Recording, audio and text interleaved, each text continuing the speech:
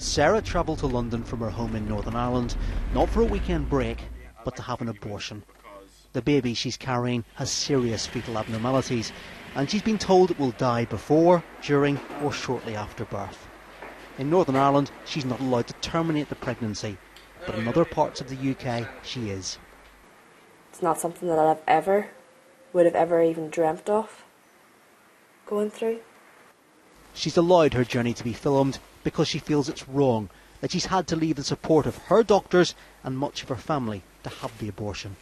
The baby that I am carrying has no life. There's no brain, there's no skull. As the hospital say, what makes you an individual is not there. I'd rather have the memory of seeing it move on screen and hearing a heartbeat than see the end. The subject of abortion is an extremely emotive one across the island of Ireland. There are regular pro-life protests outside family planning clinics as well as private organisations that offer advice. And the law in Northern Ireland is very strict. It says that it's unlawful to perform a termination of pregnancy unless it's necessary to preserve the life of the pregnant woman, or if there is a risk of a real and serious adverse effect on her physical or mental health, which is either long-term or permanent. The law surrounding abortion in Northern Ireland has been debated many times here at Parliament buildings at Stormont.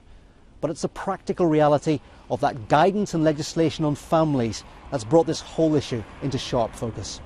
I am opposed to abortion on demand, but we can't ignore the voices that are speaking in respect of the pain, the trauma, the anxiety that someone goes through who's carrying a baby that they know can't live outside of the womb.